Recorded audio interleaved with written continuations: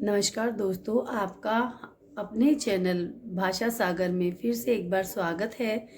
आज हम कक्षा 7 हिंदी बसंत भाग 2 के कविताओं के संकलन में से एक कविता पाठ 13 की एक तिनका, जो कि अयोध्या सिंह उपाध्याय, जिनको उपनाम हरियोध के नाम से भी जाना जाता है, के द्वारा रचित है, उसे हम पढ़ेंगे और समझेंगे। हाँ, इसे हम पढ़ते हैं।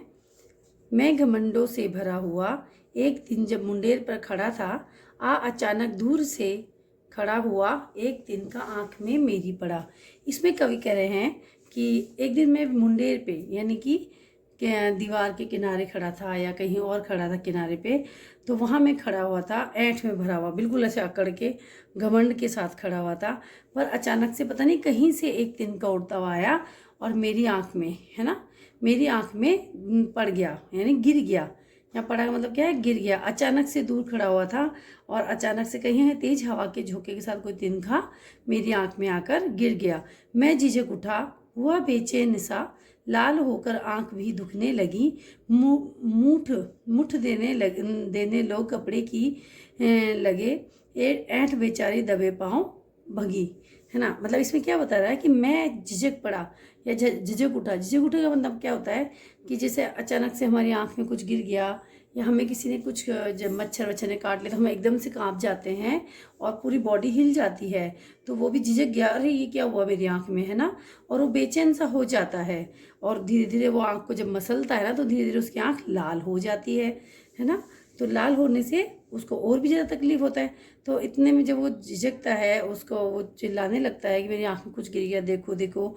तो मुठ देने लोग कपड़े की लगे, मतलब जो फिर आसपास के जो लोग थे वो उसकी सहायता के लिए आने लगे, है ना।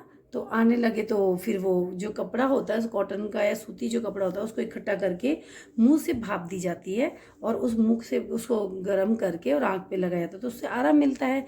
तो सब लोग उसको ऐसा करने लगे कि उसकी आँख में आराम मिले और वो तिनका निकल जाए। जब वो लोग उस लेखक की या जो व्यक्ति था घमंड से भरा हुआ, उसकी जब हेल्प करने के लिए, सहायता करने के लिए आए और जब उसकी सहायता कर रहे थे, इसी दौरान उस व्यक्ति में जो ऐंठ थी, जो घमंड था, वो पता नहीं कहीं निकल के दबे पाँव से भाग गया। कहने का मतलब है कि वो पहले तो ऐंठ में खड़ा था और फिर बाद में जब उसमें मुसीबत आई, तिनका उसकी आंख में गिर गया, तो वो सहायता के लिए चिल्लाने लगा कि मुझे, मेरी आंख में क्या गिर गया, मेरी आंख में क्या गिर गया। तो सब लोग उसकी सहायता देने के लिए आए। वो सबके लिए हेल्प यानी सहायता लेने के लिए वो सबकी तरफ उत्सुक हुआ, या उनकी तरफ जान गया, या वो लोग सहायता देने के लिए आंख में से करने लगे। तो वो बेबस सा हो गया और उसकी जो ऐंठ थी वो चुपचाप से कहीं निकल कर चली गई। आगे देखते हैं।